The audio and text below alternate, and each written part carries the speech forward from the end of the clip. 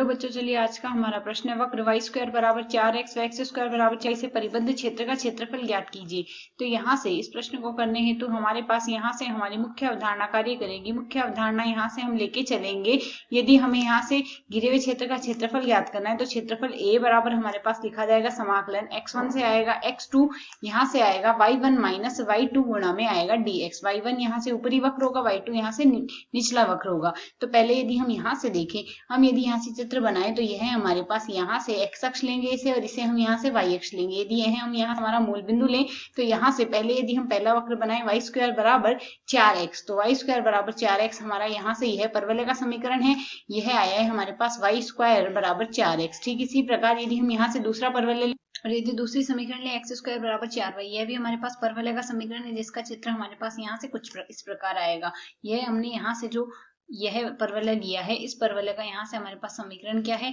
यह तो हमारे पास इस परवलय का समीकरण है और इस परवलय का समीकरण हमारे पास यहाँ से आया है एक्स स्क्वायर बराबर 4y। तो हमें यहाँ से इन द्वारा घिरे हुए क्षेत्र अर्थात इसका क्षेत्रफल हमें ज्ञात करना है। तो सबसे पहले यदि हम इनके प्रतिच्छेदन बिंदु देखें तो वह हमारे पास क्या आएंगे, प्रतिच्छेदन बिंदु पर दोनों परवलय हमारे पास समान होंगे। तो यदि एक परवलय से हम सरल करें तो x का मान हमारे पास यहाँ से इसमें क्या आएगा, वाई स्क्वायर बट्टे में 4 आ जाएगा और दूसरे परवलय में x का स्क्वायर बराबर हमारे पास 4y आ रहा है। तो x का मान इसमें हम प्रतिस्थापित कर देते हैं। समीकरण क्या बन जाएगी, वाई स्क्वायर बट्टे में 4 आएगा, इसका हमने करना है वर्ग, बराबर में आ रहा है 4y। इसे यदि हम यहाँ से सरल करते हैं तो मान आ जाएगा हमारे पास, यहाँ से इसको वज्र गुणा कर लेते हैं तो y की घात 4 बराबर आ गया हमारे पास 4 4 16, 16 4 64, 64y आ गया। इसे हम पक्षांतरित कर देते हैं तो मान हमारे पास यहाँ से क्या आएगा, y हम उभयनिष्ठ ले लेंगे तो y क्यूब आ गया, माइनस में 64 को हम सरल करके क्या लिख सकते हैं, 4 का क्यूब आएगा और इस बराबर आएगा हमारे पास यहाँ से 0, अर्थात यहाँ से सरल करने पर y का एक मान तो 0 आता है और एक मान यहाँ से y का हमारे पास 4 आ जाएगा। अर्थात यहाँ से जो है प्रतिच्छेदन बिंदु हमने बनाया है, इस बिंदु का निर्देशांक x के स्थान y के स्थान पर तो हम 4 लिखेंगे।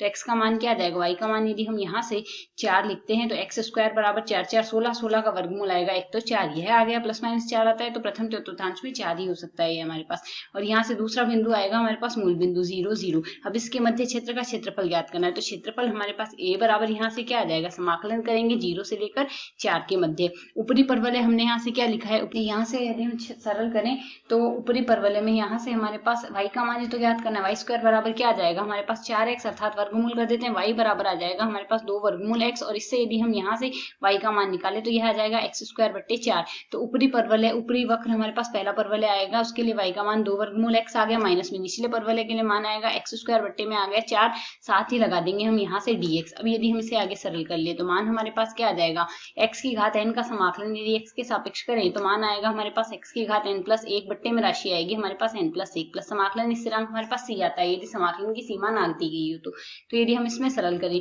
2 ऐसा का ऐसा लिख देंगे, x की घात 1 बट्टे 2 का समाकलन आएगा, x की घात 3 बट्टे 2 बट्टे में आएगा 3 बट्टे 2 माइनस 1 बट्टे 4 ऐसा का ऐसा लिख देंगे, एक्स स्क्वायर का समाकलन x क्यूब बट्टे में आएगा 3। सीमा लगा देते हैं 0 से 4, ऊपरी सीमा से मान प्राप्त होगा निचली सीमा से, तो x का मान हमारे पास 0 0 आने से मान 0 ही आ रहा है। ऊपरी सीमा प्रतिस्थापित कर देते हैं, 2 ऊपर जाएगा 4 बट्टे 3 बन गया, यहाँ से मान आएगा 4 की घात आ जाएगी हमारे 3 बट्टे 2 माइनस 1 बट्टे 4 3 12 हो गया और गुणा में आ रहा है 4 की घात 3 हमारे पास। इसे यदि हम सरल कर ले तो मान हमारे पास यहाँ से क्या आएगा, 4 की घात 3 बट्टे 2 हम यहाँ से लिख सकते हैं, 4 की घात 1 बट्टे 2 आ जाएगी, 2 2 की घात 3 आएगा 8, यहाँ से मान आएगा 32 बट्टे